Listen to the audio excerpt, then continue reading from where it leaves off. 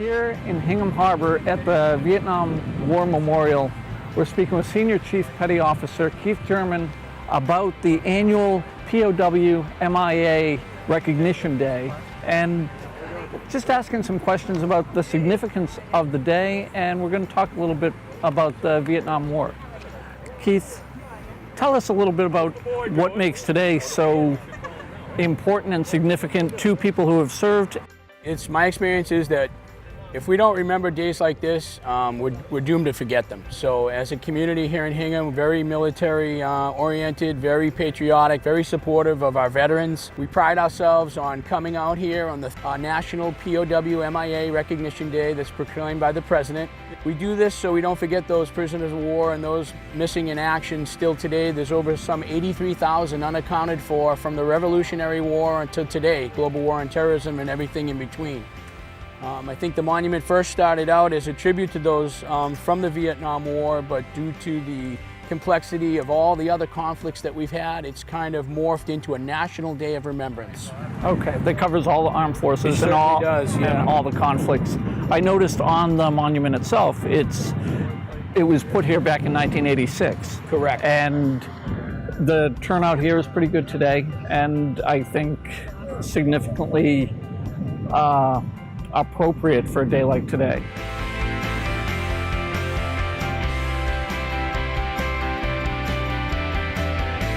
Even though some people may not be aware, Hingham still has two that are listed in missing in action, so it's very poignant for us. One is as early as 2 years ago, and one from the Korean War. So it's very important that we meet here, weather depending usually. I mean, we have the flagpole behind us as well. Correct. With the POW MIA flag up top. Correct. How long have you been in the service, and what is your role as Senior Chief Petty Officer? So I entered the U.S. Navy in 1985. I served on active duty till 1993. I took a little hiatus to raise a family here, came back to Hingham. Put my kids in school, and just shortly after 9/11, actually 5 days after the tragedies in New York, I found myself in a recruiting office again, raising my right hand and swearing my allegiance to the country that I so love. And I've been in ever since. I've had several, it's about a half a dozen combat tours since that time.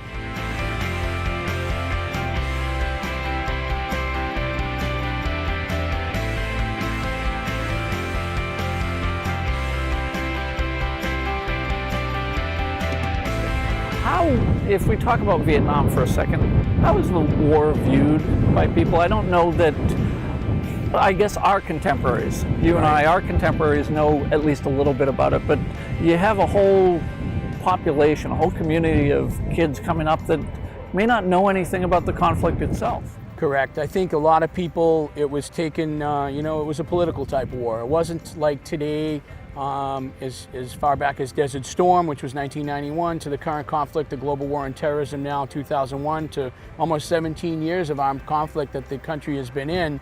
Young people are exposed to that a little bit more now, but you're right, I think Vietnam may have been taking a back seat.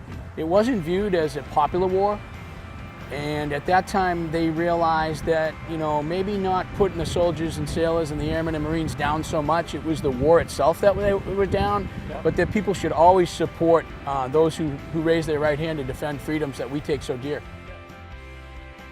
I think back to when we were in school, that the selective service was still in. You still registered for the draft, you still paid attention to things like that. And do you think that's gone by the wayside? Do you think that people don't put the appropriate amount of emphasis on the wars that we've had and our history? Absolutely. I think if you're not directly affected by someone in the service right now, it is kind of a forgotten thing. It isn't like World War II or even Korea for that matter, where you had gas rations, sugar rations, everybody was involved, rubber drive, metal drive.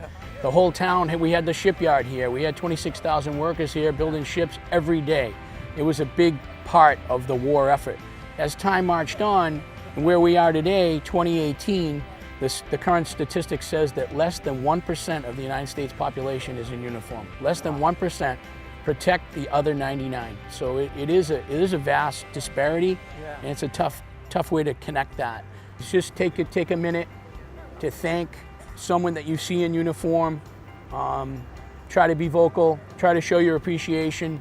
It's really a very difficult job to be away from family, friends, and your community for lengths of periods of time, but it's something we all know that we're willing to give our lives for.